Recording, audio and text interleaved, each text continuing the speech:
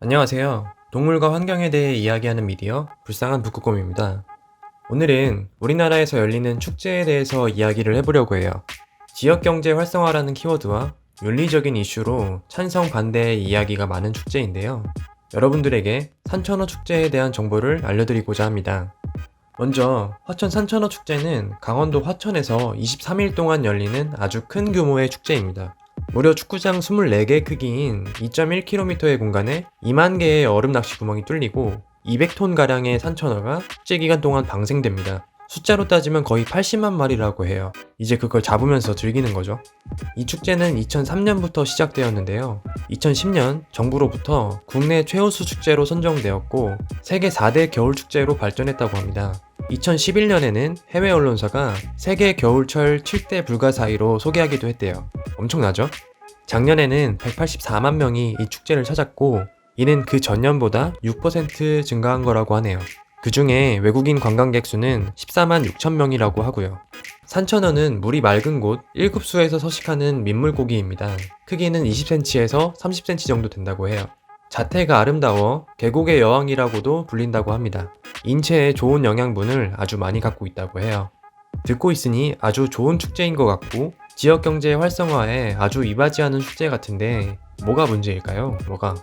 첫 번째로 무려 23일 동안 사람들을 즐겁게 하기 위해서 200톤 가량의 산천어가 어디에 모여 있는 줄 아세요? 그냥 그 계곡에 있었을 것 같나요?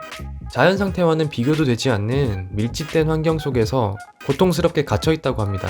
먹이도 안 준대요. 축제에서 사람들이 낚시를 할 때 입질의 맛이 있어야 하기 때문이죠. 이렇게 가둬져 있던 산천어는 23일 동안 방사되면서 맨손 낚시 그리고 얼음 낚시 등으로 잡히게 됩니다. 운 좋게 잡히지 않더라도 낚시 과정에서 얻은 상처로 인해 급속하게 병이 들어서 죽거나 굶고 쇠약해져서 죽습니다. 축제가 끝난 뒤에 화천은 산천어 무덤이 된다고 해요. 축제가 끝나고 남은 산천어들이 이제 얼음 밑에서 집단적으로 폐사한다는 것이죠. 그리고 사실 애초에 화천에 없는 산천어를 무리하게 운반해 오는 거예요. 그 계곡에 자연적으로 살던 물고기가 아니라는 거죠. 사실상 외래종들이고 그걸 지역경제 발전을 위해 사용하는 거예요. 화천은 매년 전국 17개 송어 양식장과 계약을 맺는다고 합니다. 이곳저곳에서 대량으로 산천어가 수송되어 오는 거죠.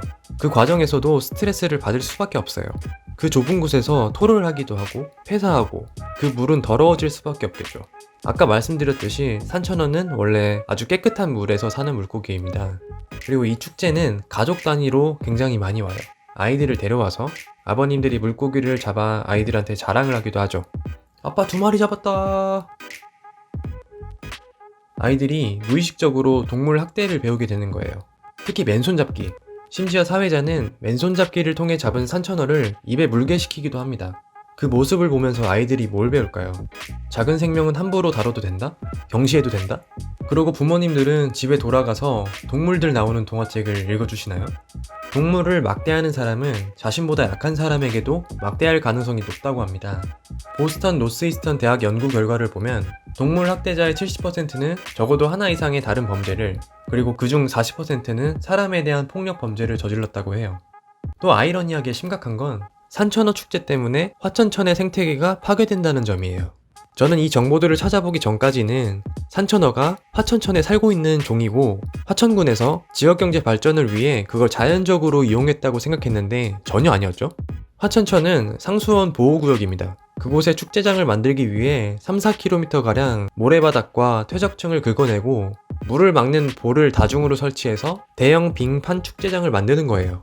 그동안 강의 상하류가 모두 완벽하게 차단이 됩니다.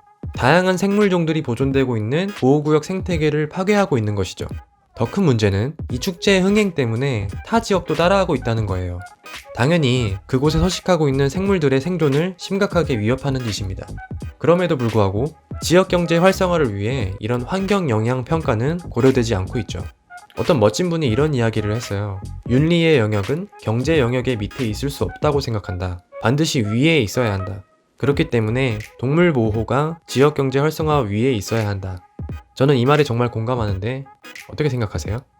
이 축제에는 불필요한 살상, 생태계 파괴 등 많은 문제가 있습니다. 저는 여러분에게 가지 말라고는 안 할 거예요. 이전 영상에서 말했듯이 저는 여러분들의 행동이나 마인드를 바꿀 수 있다고는 전혀 생각하지 않습니다. 그런데 이런 영상을 왜 찍냐고요? 저는 이런 정보를 알고도 가만히 있을 수가 없었어요. 저도 그랬어요. 몰랐을 때는 잘못된 행동을 했죠. 그래도 저처럼 사람들이 지식을 알게 되면 원래는 없었던 옵션이 하나 생길 거라고 생각해요. 그리고 조금 더 동물을 위한, 환경을 위한 선택을 할 수 있는 가능성이 생기지 않을까 싶어요. 물론 정보를 받아들이고 나서 어떻게 해석할지는 개인의 몫이기 때문에 제가 행동이나 마인드까지 바꿀 수는 없다고 판단하는 거죠. 저는 그저 제가 전달드렸던 정보를 갖고 여러분들이 스스로 한 번만이라도 이런 문제들에 대해서 생각을 해보셨으면 좋겠어요. 지인들과 이야기를 나눠보면 더 좋을 것 같고요. 긴 영상 시청해주셔서 감사합니다. 불쌍한 북극곰은 한 명이라도 더 많은 사람들이 동물과 환경에 대해 생각할 수 있도록 최선을 다해보겠습니다. 이 영상이 많이 공유되면 좋겠네요. 감사합니다.